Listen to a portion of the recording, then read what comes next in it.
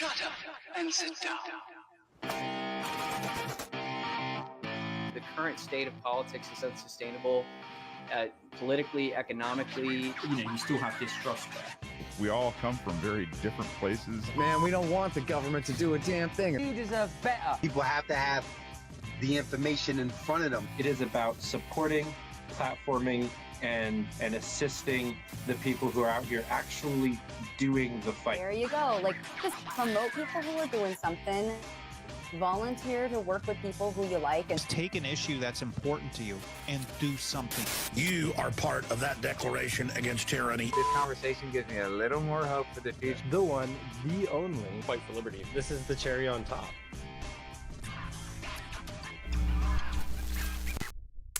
Hello, everybody, and welcome to Fight for Liberty. I'm your host, David Fite, and today we have a great show with the news editor of the most respected foreign affairs site on the web. But before we get into that, we got to talk about a few of our sponsors. First up, we have Streamlabs Ultra.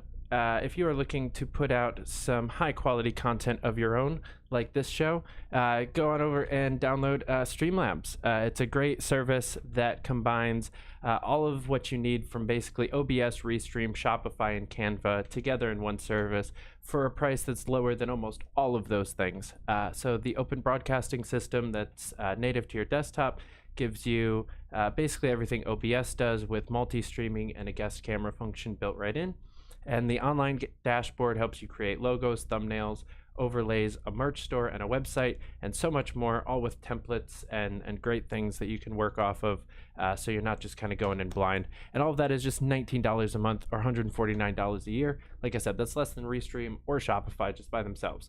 So you can get all that for such a low price. If you click the link in the description, you'll get $9 off your first month or $10 off your first year. So go on over, check them out for sure. Next up, Crafton Business Services. Crafton is dedicated to helping entrepreneurs start, grow, and maintain their businesses by providing a wide variety of products, services, and advice to make your business more efficient, manageable, and profitable.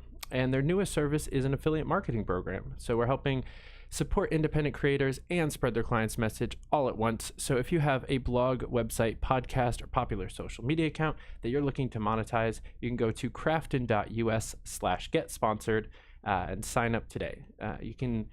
As an affiliate, you get to choose from a growing list of companies and organizations to support with different compensation structures, so every matchup is mutually beneficial. So you can give your show, site, or page a boost today by going to crafton.us/get-sponsored. That is all we have for sponsors today. I'm super excited about this show, so without further ado, we have the editor, the news editor of Antiwar.com and the host of Antiwar News, the one, the only, Mr. Dave DeCamp. Welcome to the show, good sir. Hey, David, thanks for having me on. My absolute pleasure. I'm very excited about this. I've been a fan for quite some time, and so I definitely have to shout out Connor Freeman for helping get this thing set up. I always like to start off with kind of a testimonial question, but since we're talking more about foreign policy than actual libertarian stuff, I want to know, when did you realize that war was bad? Well, it's interesting because I look back to when I was a kid, and I was born in 1990, so 9/11 happened when I was 11 years old, and then the invasion of Iraq happened, and I was very young when we went into Iraq, and I was kind of inundated with war propaganda by watching Saving Private Ryan and Band of Brothers and all that type of the type of movies that were out about war when I was a kid, really glorified it. Mm-hmm. So it was interesting. I had an older brother, and he was saying, "Oh, it's a war for oil. They're lying about everything." So I kind of knew it was wrong. Like, going into Iraq was not the right thing. But at the same time, I had that, I like the idea of the invasion and going in and taking out Saddam Hussein. Just seemed like there was some kind of glory there. Yeah. And I didn't pay too much attention to it. And then as time went on, when I was in high school, it became very clear that the war was a lie. And, I always felt pretty strongly about it. I was never really that political, even through college. wasn't really until I was in my mid-20s that I became, kind of really focused on this. And a big part of it was the 2016 election, was when you had Trump running against Hillary. And, you had Trump on one hand saying, criticizing the war in Iraq, but also saying he's going to bomb, the families of terrorists. And then you had Hillary Clinton on the other side, huge warmonger, really responsible for the disastrous intervention in Libya. And I just felt like both sides weren't really honing in on that. And then when Trump became president, he was bombed their families. He really ramped up all the airstrikes and stuff. And it was kind of the frustration that you had the media going after him for all this nonsense, this Russiagate stuff that was clearly not true, and the Stormy Daniels stuff, and not even mentioning that he was supporting this, genocidal war against civilians in Yemen. And it was in August 2018 when a U.S.-made bomb blew up a Yemeni school bus and killed about 60 children or so that I started writing. I was like, I had to channel the frustration somewhere. And it wasn't long after that I started sending things to antiwar.com. So yeah, it was kind of a slow build. Again, I was always very anti-war kind of naturally, but it was, I just became more passionate about it. Again, when I was in my mid-20s, so not that long ago. I haven't really been doing this very long. Yeah, I loved that answer, because I feel like I had a very similar upbringing where, like, it was clear that, like, loss of life is always a problem, and, like, like, war is disastrous, and it's like just destruction, and, like, that's not good. But I'm also the first person in, I want to say 6 or 7 generations of my family to not go into the military. So I come from, I have a U.S. flag that was flown over the Capitol building when I became an Eagle Scout, and I have that behind me because I grew up as, like, Boy Scout, wearing camo all the time, like, going to be a Marine when I grow up kind of nerd. And then I didn't even get talked out of it at an early age. It was almost just laziness. I watched a couple of other movies that are, part of that war propaganda that really just kind of show exactly what boot camp is like, and exactly, like, how actually grueling being in the military is, and kind of, like, showed the other side of that to me. And I was like, I don't want to do that. Like, at all. I think it was actually, like, TAPS, which isn't even a real military movie. It's a military school, but it's still just like that mentality. And I was like, I don't want to wake up at 5 o'clock in the morning or 4 o'clock in the morning to run, like, 3 miles. I want to go to college and start my career. And in the process of doing that, my thought process was, I'll just be an officer and, start off, after graduating college. And in those 4 years, I didn't even finish college, but I joined the LP, started listening to people like Gary Johnson and Scott Horton. And I was like, oh, wait, shit, maybe I don't want to join the military at all. But yeah, I definitely had a very similar, like, militaristic, like patriotic, I should say, like, upbringing, where you have that, I don't know, just trust in the status quo, in the system, and you think that we're the good guys. We're supposed to be the good guys. We have to be.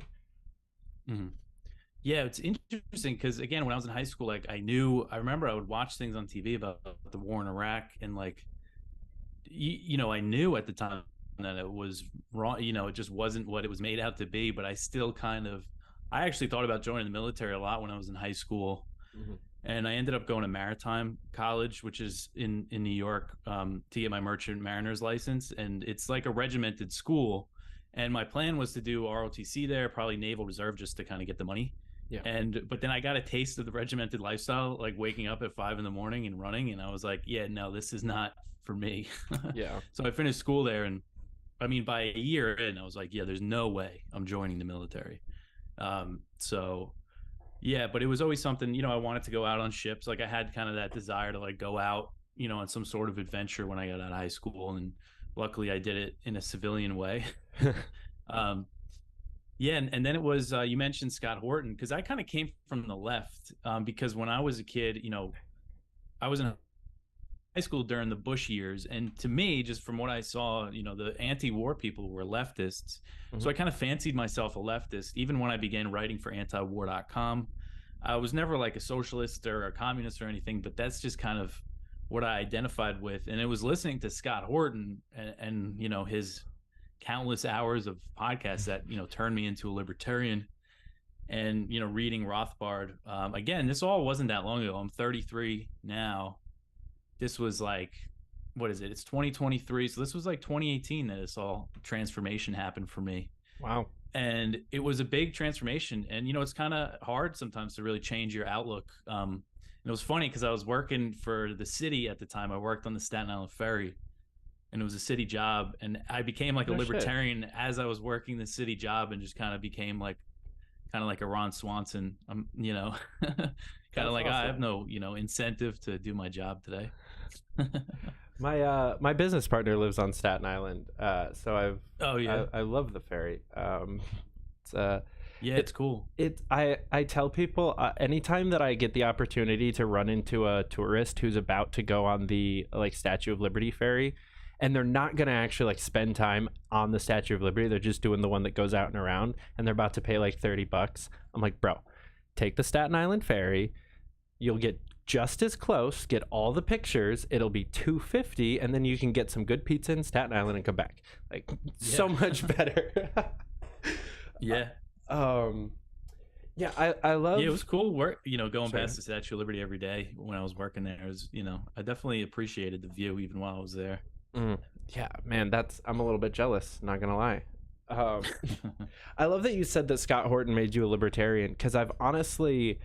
I've been in the movement for, I joined in 2015 with the Gary Johnson campaign, and been to a bunch of different state conventions and talked to a whole bunch of people all over the place, and just I love asking them the question of what brought you in, and the drastic percentage of the answer that is antiwar.com is astounding. It's mostly Gary Johnson or Joe Jorgensen. The presidential campaigns brought, I think, a lot of people into the party itself. But even those people, if I dig, I started kind of becoming a libertarian because, and then it's either antiwar.com, John Stossel, or Reason Magazine. Those three are the almost, I'd say 80% of the people I talk to come from one of those three publications where they're that's how they started getting libertarian values trickled into their lives, and it's awesome to see. You already started kind of answering this question, but I want to know what was the process like for starting to work with them and starting to actually write with Antiwar? Yeah, so I feel like I got pretty lucky at the time. Now there's kind of been this writing renaissance with Substack, online, which is really great, but at the time, it seemed like there was kind of a lull in the type of writing that I was trying to do.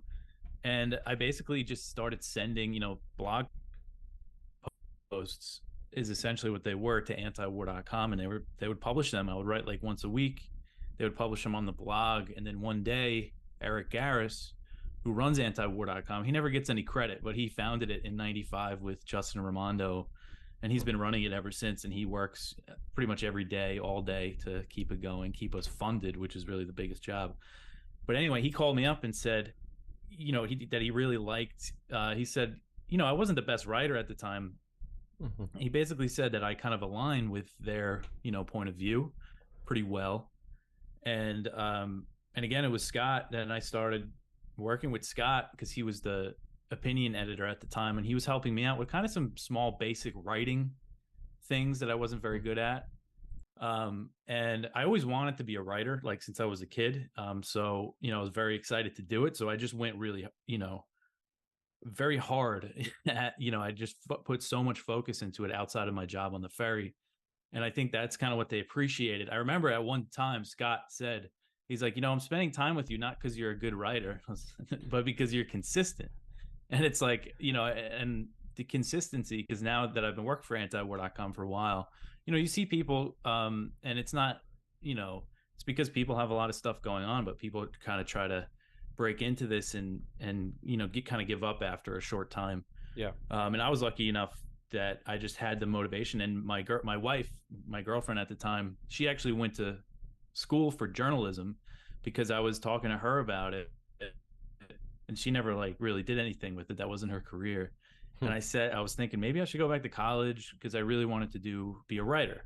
Yeah. And she said, no, just start writing. And I did. And luckily I found a place kind of that perfectly aligned with my point of view that would publish everything I sent them. And it was really exciting. So I just went really hard and, it worked out and I was able to get the job full time in 2020. That's awesome. I have a lot of respect for writers because I think that it is significantly more difficult than podcasting because, it's easy to just talk. It's so much more difficult to write and then edit and then re-edit and then this is just the dictating to your phone and then hitting send on a blog post. Like that would be ridiculous. Nobody does that. But so I have written a little bit here and there for a couple of different things, and I do a lot of writing as far as scripts and marketing campaigns and stuff like that, but I can't do anything longer than a page anymore. I used to in college and shit, but I don't have the patience to sit down and actually write out something detailed and go back and edit and switch out adjectives, make it a little bit better. I'm decent enough off the cuff to do stuff like this, and that's kind of my sweet spot, and that's what I do. So I have the utmost respect for people that have the capability to actually put in the time and work that it takes to not just research, but then actually put their brain back down onto paper. It's something I can't do. Yeah, well, the type of writing that I do now, as a news editor, it's very short articles, basically, kind of reporting on the news. And, I do a lot of articles each day, but it's kind of short and quick. I used to do more long form stuff, and I'm trying to kind of get back into that. At the time, for a while, actually writing short articles was a challenge because I always wanted to add stuff, but I've gotten kind of good at what I do now. But I want to get back to the longer stuff. And I mean, I need to eventually write a book and, which I'm, starting to do research for now, but that's going to take a while, especially. Scott's on number 4. You got to catch up. I know. Yeah. I know. I do. And I would say too, podcasting, it's something when I first started, I just started doing my podcast a year ago, and I would go on other people's podcasts. And again, I needed some people to tell me basic things about that I wasn't very good at. And I think I've gotten better at just, not, trying to keep, especially with my show, cause it's solo. So, not pausing, it's kind of was something took me a while to get good at. Yeah. I used to do a solo show. I used to do 2 shows a week. One was solo, semi-scripted, talking points written up and really went into depth, and then an interview show. And when I went back, I was doing that during COVID, so I had all the time in the world to do whatever I wanted to do. But when I started going back to work on campaigns, I was just there is absolutely no way I can do the preparation needed for a half an hour of content that's just me. I can write questions for an interview like this in, honestly, especially if it's somebody that I already know what I want to talk about, with you. I think I wrote these questions in maybe 10-15 minutes of total time in front of the computer. That's not that much preparation. And back then the overlays and the graphics and stuff weren't anywhere near what I try to do now. But yeah, the just sitting there and ranting and just monologuing for 45 minutes and trying to not pause and be super broken up and scripted and monotone, but also not just rant on something completely off topic that was not, supposed to be anything, and, make it an extra 10 minutes. That's fucking difficult to just actually, do you do it all in one take, or do you kind of break it up? Yeah. So pretty much what I do, the part of the reason why I started the show is because it was easy for me to do, because I write, I average about 6 articles every day. If you go to antiwar.com, there's a top news section, and most of those articles are written by me. Lately, we've had a lot of help from Connor and Kyle Anzalone at the Libertarian Institute. They've been, writing some news stories over there, so we use them as well.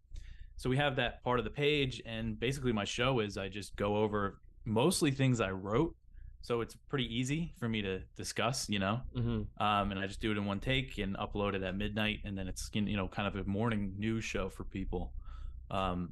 So yeah, you know, again, it still took me a while to kind of get good at reading from articles and not, you know, because you could really stumble over some words that way. But yeah, for sure. So how did you move from more of a writer to editor? I mean, editing, you know, that's kind of just my title. I am mainly a writer. Fair enough.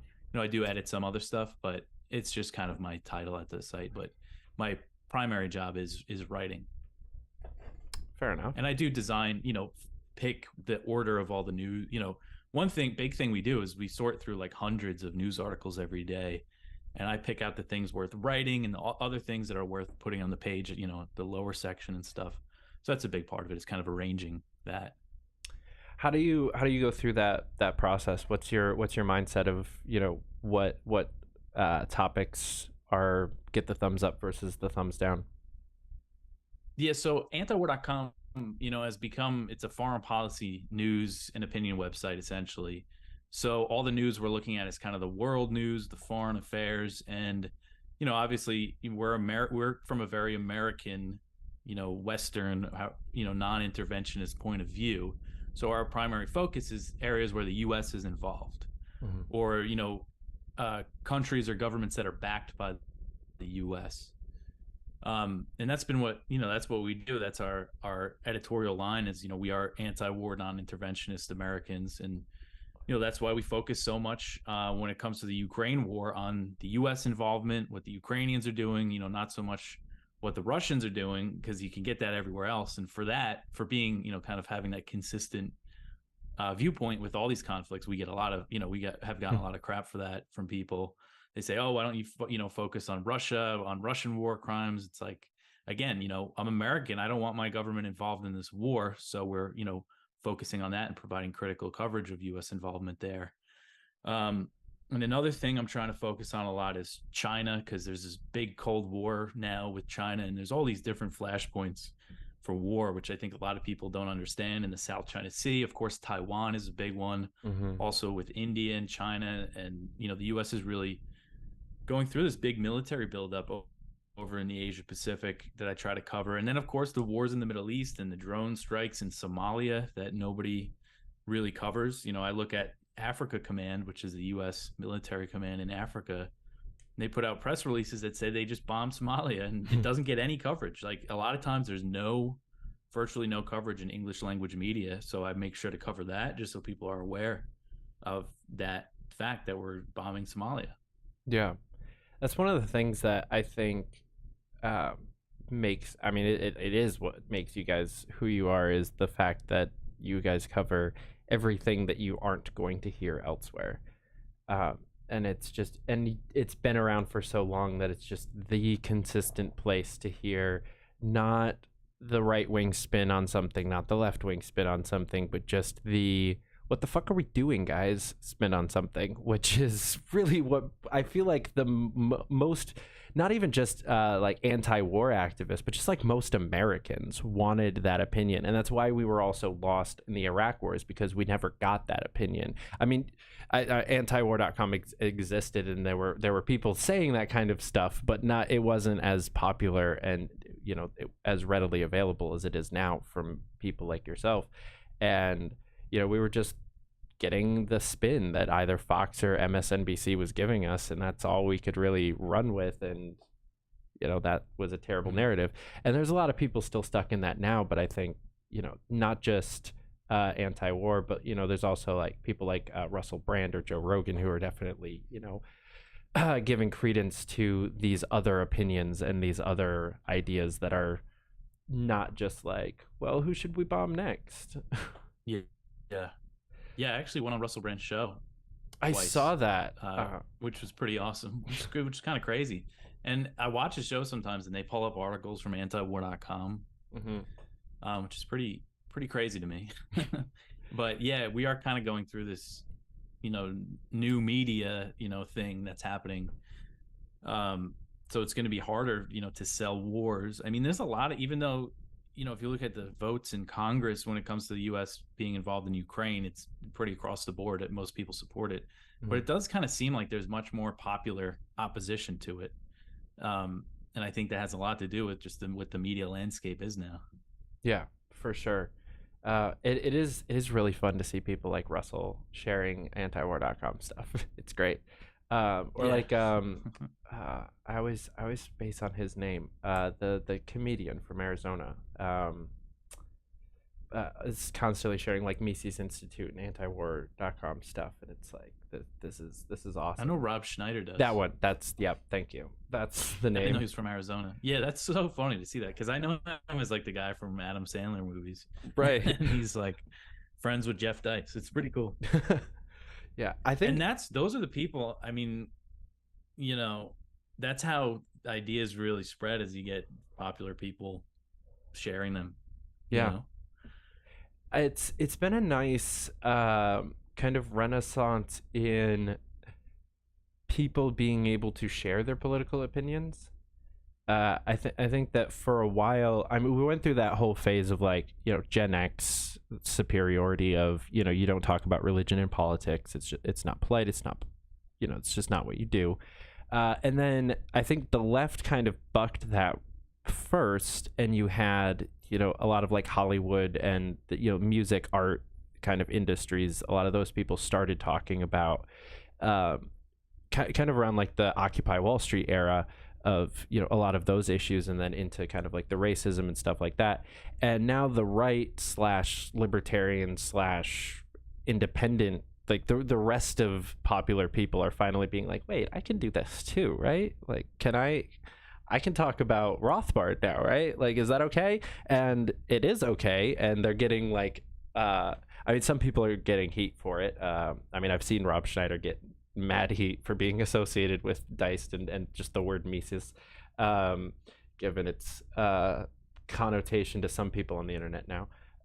And it's like, but it's so minor compared to this overwhelming like support that people are getting. And, even someone like Russell, who's an actor and a musician, is now most notably known for his podcast now, and millions of viewers every week of people hearing his political and philosophical ideas instead of just silly jokes. And I don't know, I find it really refreshing to see this. It's been really cool. Yeah, no, it definitely seems like, because more right-leaning or libertarian-leaning people, you never really would expect that from anybody, that's a celebrity or was, in Hollywood or anything. But yeah, it definitely seems like that's becoming, more common. Yeah. So what would you say to, you mentioned that when you started writing, you were not the best, and, you've kind of honed that skill. So what would you say to people who are watching that want to start writing for a publication similar to antiwar.com? How would you suggest that they start to hone that skill? Yeah, I mean, for me, it was just doing it a lot and finding something I was really passionate about. And I got, I kind of got the jolt. I was very excited because they were, like I said, I feel like I got pretty lucky because I found a place that was perfect for me to write at, and they were willing to publish my stuff and help me out.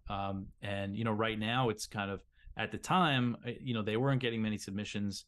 Again, it was kind of good timing for me. Now it's like we get, we're like flooded with submissions because a lot more attention's on foreign policy with the war in Ukraine and stuff. But I think, the thing is to find something that you're passionate about, whether it is, politics, kind of find a specific thing, and just focus on that and write about it and find other people that write about it. And, I think that's really what you have to find, something that drives you to write, and just keep with it, stick with it. And it's good to give feedback. Like my wife was helping me when I first started writing, just kind of reading things over and, telling me if she saw any glaring mistakes. So yeah, it's good to have people that can help you out. And yeah, I mean, with Substack now, it's a really, Substacks are awesome. They look really great. And, there's ways to kind of spread them and share them around. So that definitely gives people a lot of a big opportunity. Yeah. at the same time, it can be difficult to get eyes on yours because there is so many Substacks and blogs and stuff now than there was before. But yeah, I think really finding that thing that really drives you to do it is the best thing. And kind of look at what's kind of being neglected. Like I said, at the time, I was really angry about the Yemen stuff. It was really hard to find information about it. So that was a topic I started writing about. And then same thing with Venezuela. There was a coup in Venezuela and nobody seemed to care, except I thought it was really interesting. Ron Paul, was one of the few people like covering it, that was, on the libertarian right that, obviously didn't support the Venezuelan government, but was against the U.S. intervention. And that really inspired me. So that was the topic I focused on at the time. Because the U.S. was blatantly trying to overthrow the Venezuelan government. Like, yeah, it seemed like it just should have been a bigger deal to people at the time. Now, a lot of people look back in hindsight and say, "Oh yeah, it was a crazy coup," but at the time, there wasn't really much opposition to it. Yeah, it's funny because, and then people look back. I absolutely hate it as a talking point from the right of like, oh, Venezuela is like a failed government. It's like, obviously, I'm also not a communist, right? Like, I also didn't support the Venezuelan government, like, philosophically in any way, shape, or form. But you can't look at a CIA coup and be like, see, their government failed. That's not an argument. That's just bullshit. And it's everybody's favorite one to point to.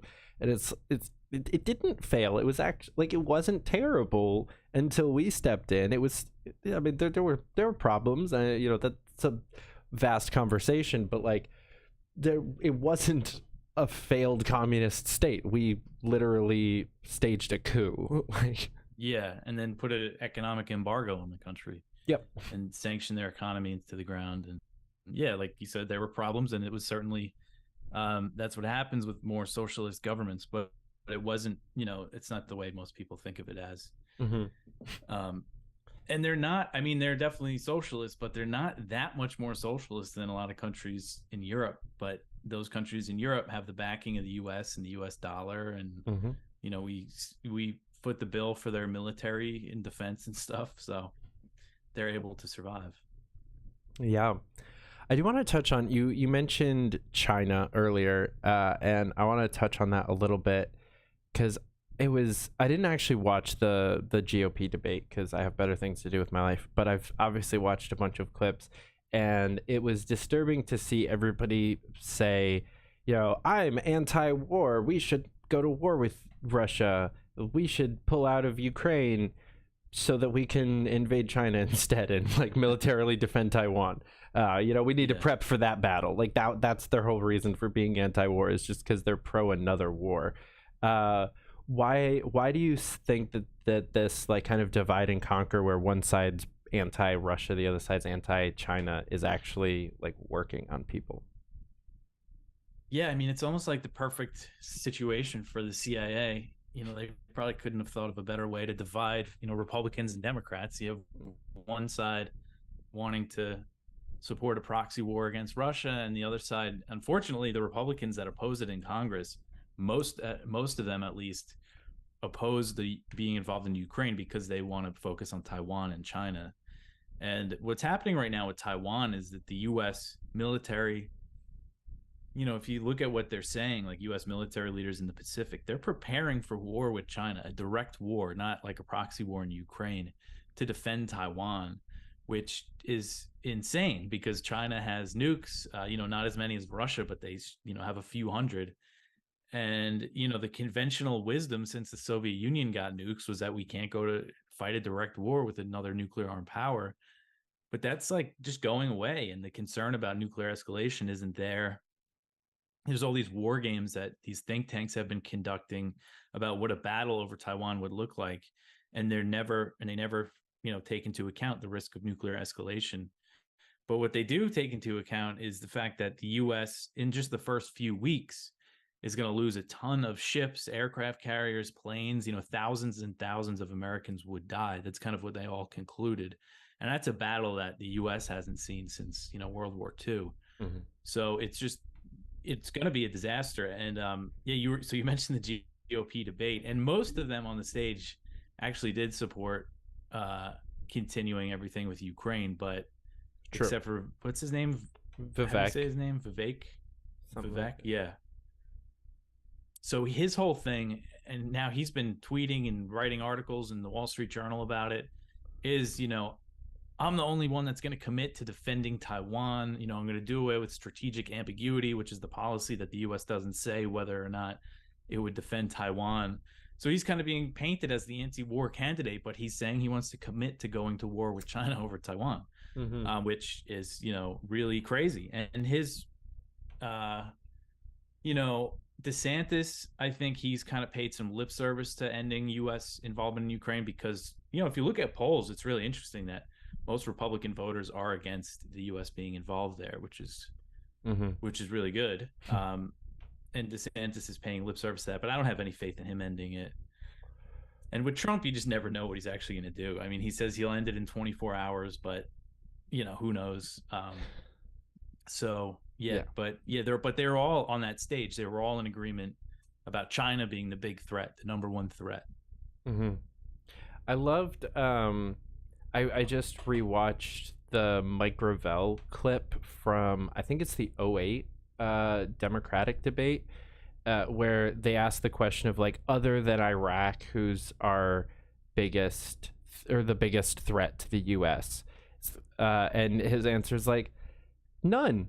Like, Iraq isn't even a threat. What are they going to do to me? What are they going to do to you? Like, dude, what are you talking about? What threats? We don't have threats. We are the largest military power that's ever existed in humanity that stretches over most of the globe. We did that on purpose. There isn't a threat. Why are we making up threats? And just like kind of goes off as, you know, this kind of like short, balding, like 60-something-year-old dude just like ripping into like Clinton's on the stage, I think, at the time, and, you know, but actually really ripping into the person that asked the question. And it's so disheartening to see, you know, to go from like that, and even like Lincoln Chafee in 2016, and, you know, the Pauls in their prospective races, and, you know, a couple of like actual anti-war candidates, even like Tulsi last time around. She's like at least anti most wars. Then this time around, our best shot is Vivek, who, you know, the comments here bringing up that he also wants to bomb Mexico. So that's not exactly an anti-war candidate. But, and that's an issue that's getting like more popular with Republicans, it seems like. DeSantis said during that debate that on day one he would send U.S. special forces into Mexico to fight the cartels. I mean, and this is an issue where, like, this is such a prime opportunity for libertarians to kind of speak out, because it's like basically turning the drug war into like a full-fledged war, you know, on the border of the U.S. Like, you know, they say they want to do that to secure the border, but it's going to turn it into like a full-blown war zone. I mean, man, it should be such a disaster. And you know, it seems like more and more Republicans are talking about how they want to either bomb Mexico or send in the special forces or whatever. Yeah, and I think they have to be playing off of this like naive American, you know, patriotism, basically what we just described that we both came from, where because if you actually talk to most people in Mexico, they kind of trust the cartel more than their actual government in a lot of ways. And, you know, there's a lot of instances of the cartel actually, you know, earning that respect more than the government. And, you know, government is more involved in human trafficking than most of the cartels are, and, you know, various other things like that. And it's like, if we're going in there to fight the cartels, like, we're basically just like playing military on behalf of the Mexican government to beat out their biggest competition right now, who a big chunk of the civilian population would end up fighting in support of. We're going to start an actual civil war in Mexico. And that's where we're fighting on the side of the oppressors. And that doesn't sound fun at all. Yeah, I got to learn more about Mexico and the cartels, because I really don't know much about it. And it does look like it's a situation I'm going to have to really keep an eye on. I mean, him saying day one he's going to go into Mexico, I mean, that's crazy. And some people are trying to sell DeSantis as like an anti-war candidate, which is just a joke. Man, he's never been an anti-war candidate. Even as a congressman, he was a war hawk. Yeah, that's the thing. He has a voting record. Yeah. It's not like it's a mystery. So many people keep asking me that, though. Like, whenever I say DeSantis is a war hawk, they go, how could you even know he's a governor? He doesn't have any, like... He hasn't always been. Are you really you're going to vote for a guy and you don't even know the fact that he was a congressman and has a congressional voting record that you could look at? Are you serious? Yeah. I will give Vivek credit. I don't like him very much at all, and I have been very critical of his stance on China, but he said, at least on Dave Smith's show, which I just watched earlier today, it's almost a 2-month-old episode, but I just finally got around to watching it. He said, we cannot go to war with China directly. That's a disastrous even thought, and we can't even consider it. So he's trying to play up. He's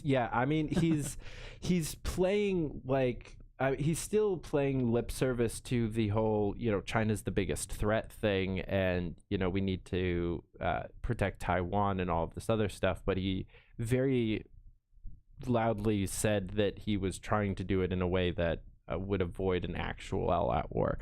So I'll give him the tiny amount of credit. He might have changed his opinion since that episode, and that's why I've heard some slightly more war hawkish things out of him since, but I'll at least give him credit for that quote. But the war with Mexico isn't better.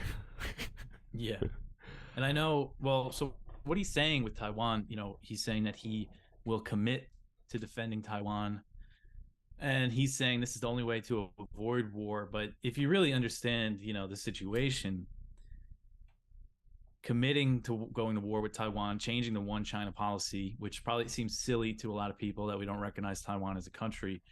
But if you understand how much this means to China and the whole situation, then that's going to make war more likely. That's going to make China more likely to attack. If they think they're going to lose Taiwan to the West, like forever, that's going to give them motivation to attack, and that's just the reality of the situation. It's it's about 90 miles 100 miles off China's coast. They consider it their territory. It's kind of unfinished business left over from the Chinese Civil War. And the whole thing, when we normalized relations with China in the 1970s, their main concern was the situation over Taiwan. And because before that, the U.S. recognized Taiwan as the government of China, which was also, very silly because, they didn't control any of mainland China. But we said, oh, yeah, that's China, that little island there. So, yeah, it's just a matter of recognizing how much more it matters to China. Same thing with Ukraine and Russia.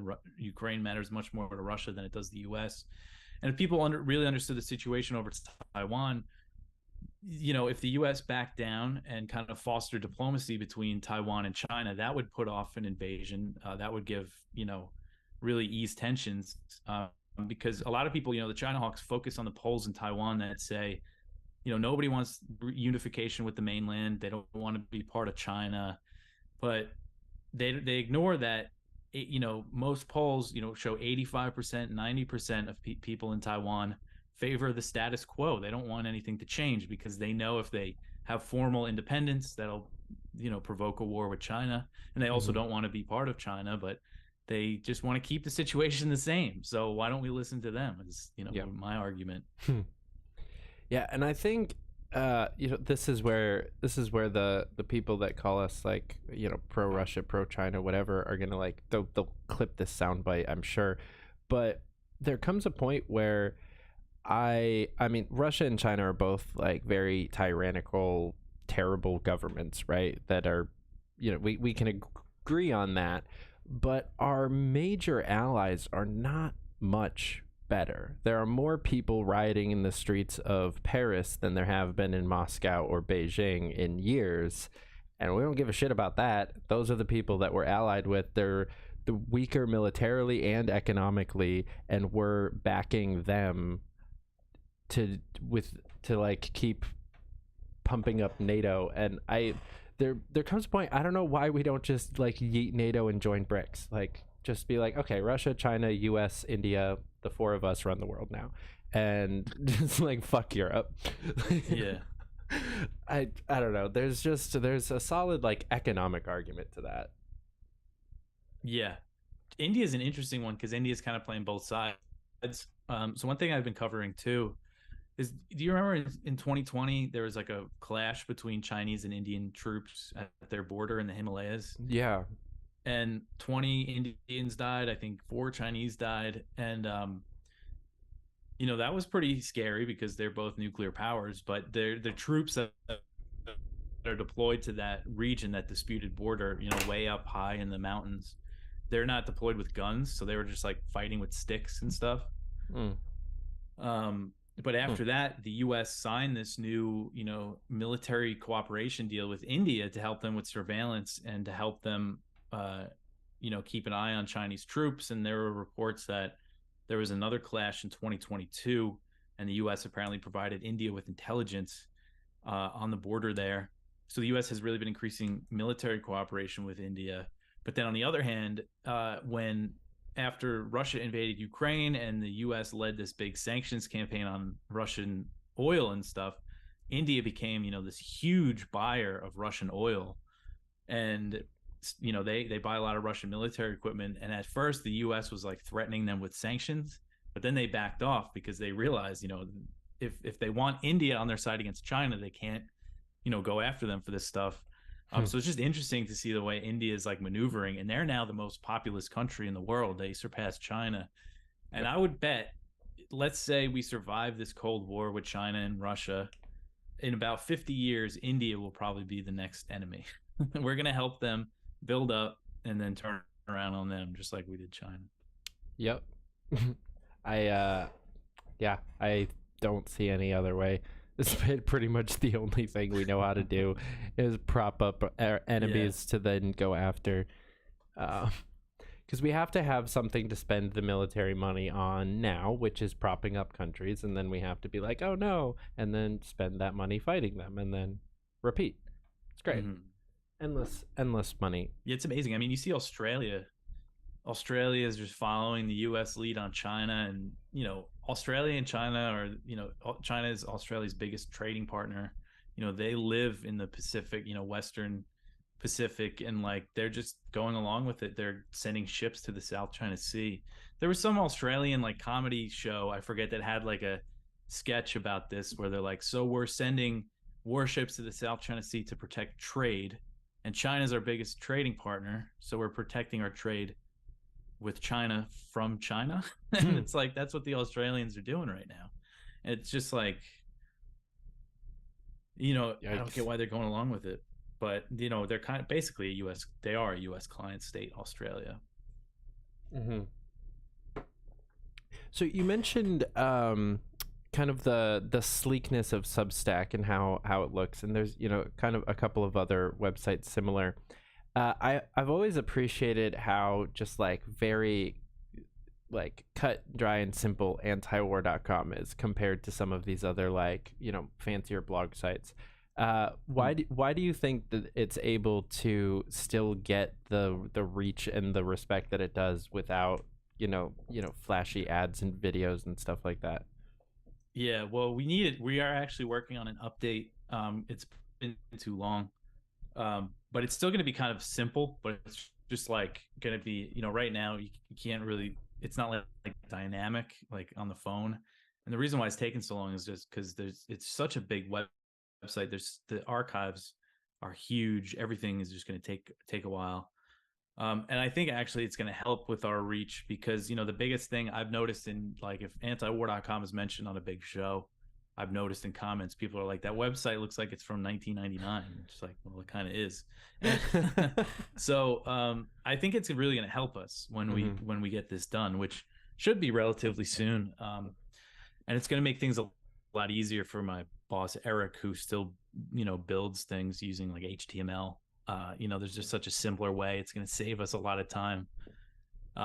So yeah, I mean, I think it's just a matter of it being around for so long is why we're able to have a good reach. But again, I think it'll help getting younger people make it easier to read on the phone. I mean, the articles are fine on the phone, but like the actual page isn't really great. And that's the reason why I started the podcast too, because like I know people don't, a lot of people don't want to read their news. They would rather kind of consume it either through a podcast or YouTube show.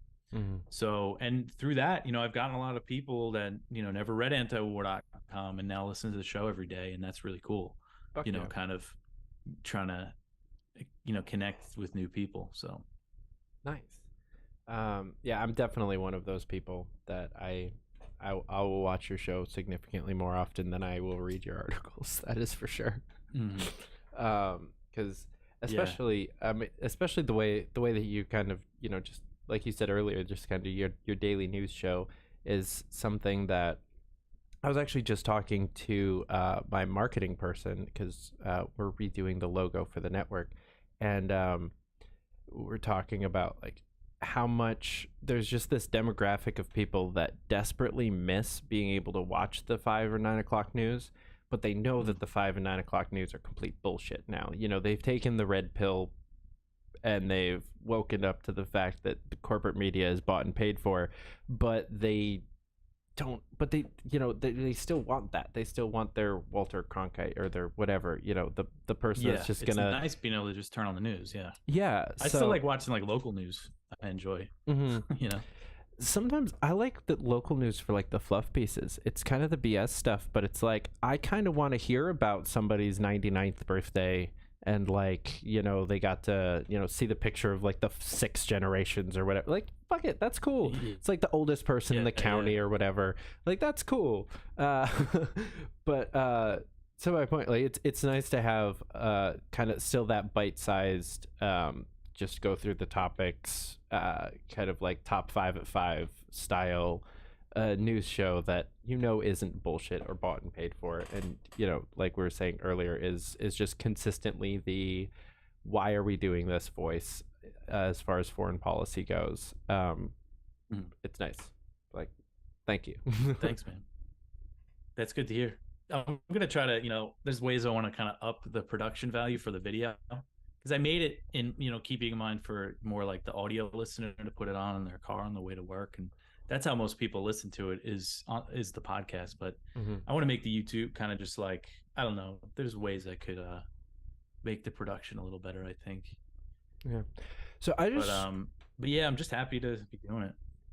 Hell yeah. So I just scrolled up to the top of the comments. Is it your fucking birthday? It is, yeah. Holy shit, happy birthday. Thanks, the very first comment before we even like came on the screen is Ben Heckman wishing you a happy birthday. Oh, nice. Ben, I met Ben at the Antiwar rally. He's a cool dude. Yeah, one of my best friends. Great guy. Oh, nice. Where do you live, David? I'm in upstate New York. Oh, okay. Are you still in the city area? No, I moved to Virginia about 3 years ago when I got the job. Okay. Antiwar.com. We left New York, and now I live like out in the country in South Side Virginia, south of Richmond. And nice. Yeah, it's nice. Yeah. Working from home, living out in the country with a few acres and some chickens and stuff. Hell yeah. Pretty so awesome. That song is definitely not about you. You're just south of Richmond. Yeah, no. That's awesome. I feel like that's like the ultimate activism is like starting a family with like some chickens and a little garden. Like that's almost more valuable than anything that any of us do with our shows or our like candidates or our anything, like, just bringing up the next generation of anarchists is like key. Yeah, since I moved out here, I mean, I've never felt like so free in my life. But at the same time, we also shouldn't give up the cities. Yeah, like but yeah, it's interesting because I grew up on Long Island. I grew up in the suburbs, and then I lived in the city, just in all the different boroughs pretty much except for Manhattan.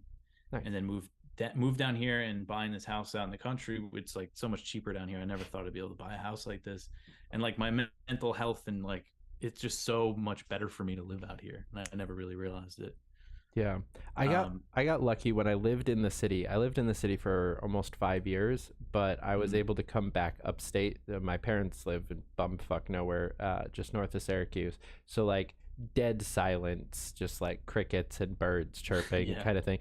So if ever it got too much and just like, the constantness of New York City, I could always take a weekend and just like go home and like hear nothing and see nothing and just like see the stars and whatever. Otherwise I think I would have actually have broken my brain in those 5 years. Yeah, it gets tough.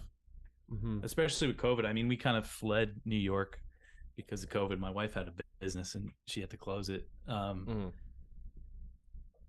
Yeah, it was nuts. And then they did that. I mean, I wasn't there by this time, but like they did the vaccine passports in New York. I mean, like it got about as bad as it could get there. So yeah, it was good to get out of there, and I definitely miss it, but I'm so much happier down here. Yeah, thank God I got out long before that. I moved out in 2019 when I started working on campaigns full time, and so I was like traveling and made my parents' house home base because I was there a couple of weeks a year. And so when COVID hit, I just went back there for a while until I got another job. And so I didn't go through the vaccine passports as a resident. But I went to do a lot of work there, and I worked on a mayoral campaign and then a little bit with some presidential, or I guess it was U.S. Senate because it was 22, and yeah, I was having to like go to specific bars and restaurants that my friends had already scoped out that weren't going to ask me for a vaccine passport, and like it was actually like. It was kind of cool. There was like this element of like dystopian movie kind of vibe that we do live in a fairly free country. So like I've never actually experienced that kind of like, total recall kind of just like dystopian government kind of thing.